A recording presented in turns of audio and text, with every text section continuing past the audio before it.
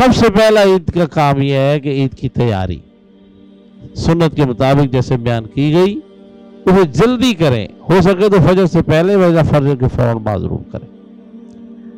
ایسے ہمارے بعض رات کہتے ہیں کہ عید کی نماز کا ٹائم جلدی رکھنا چاہیے، میرے سے تو بہت ہمارے بڑے قریبی لوگ بھی مظاہرہ کرتے ہیں اس چیز کا، تو میں ان سے یہی کہتا ہوتا ہوں کہ آپ کو اندازہ نہیں ہے کہ گھر میں 8 آدمی غسل کریں گے فجر کی نماز کے بعد، تو ان کو اتنا ٹائم چاہیے کہ وہ نماز تک پہنچ سکیں۔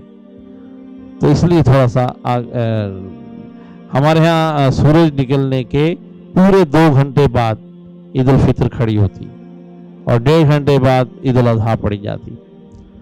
تو تیاری کیجئے، اس عید کے دن کا پہلا کام یہ ہے۔ دوسرا کام یہ ہے کہ آپ اس کا فطرانہ ادا کیجئے، آپ اپنے گھر کے حساب سے فطرانہ دیں اور جتنے گھر کے افراد ہیں سب کا حساب کر کے۔ تیسرا کام یہ ہے کہ نماز عید ادا کریں، خطبہ سمیت۔ چوتھا کام یہ ہے کہ عید کی نماز کے بعد عام ملاقات کریں، جس کو آپ جانتے ہیں جس کو آپ نہیں جانتے سب کو مبارکباد دیں۔ اس دن خوش ہونا اور خوش کرنا ذمہ داری ہے، تو ہر کلمے پڑھنے والے سے آپ اپنا رشتہ استوار کریں، مبارکبادی دیں۔ اللہ اکبر اللہ اکبر۔ پانچواں کام یہ ہے کہ معافی تلافی کریں، کہیں غلطی کوتاہی ہوئی ہے، کوئی ناراض ہے اسے راضی کریں، آپ پہل کیجئے۔ یہ بہت اجر والا دن ہے، اس دن کی معافی تلافی کا اجر بھی بہت زیادہ ہے اور اس کا اثر بھی بہت زیادہ ہے۔ اور چھٹا کام یہ ہے کہ اس دن صدقہ و خیرات، تحفہ تحائف غرباء کو دیں، صدقہ ہے، اپنے دوستوں تک کوئی چیز پہنچائیں گے، تحفہ ہے، تاکہ محبت بڑھے۔ یہ اس دن کے اصل کام ہے۔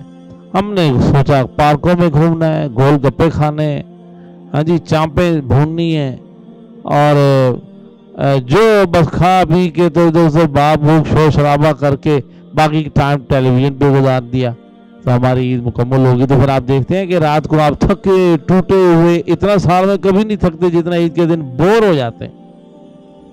اور دوسرے دن کیا کہلاتا ہے؟ ٹہو۔ اس دن کیا کرتے ہیں؟ سارا دن سو کے۔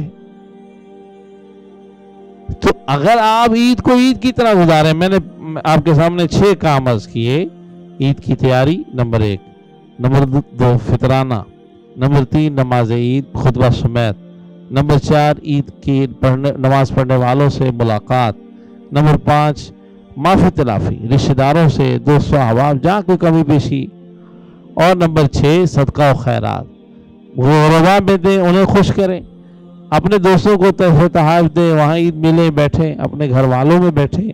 یہ نہ ہو کہ آپ دوستوں کو خوش کرتے پھریں، سگے ماں باپ آپ کا انتظار کرتے رہیں، ادھر ادھر آپ عیدیاں بانٹ رہے ہیں اور آپ کی بیوی آپ کا راستہ دیکھ رہی ہو۔ اپنے قریبیوں کا سب سے پہلے حق ہے، انہیں خوش کریں۔ تو یہ 6 کام آپ عید کے دن کریں۔ میں گزارش کر رہا ہوں مردوں سے بھی عورتوں سے بھی، کاش کہ میری یہ گزارش سب کانوں تک پہنچے کہ آپ اس بار یہ 6 کام گن کے کیجیے، اور 7واں بھی کر لیجئے تو کیا خوب ہو جائے کہ قبرستان والوں کے لیے دعائے مغفرت کریں، کلمات طیبات پڑھیں۔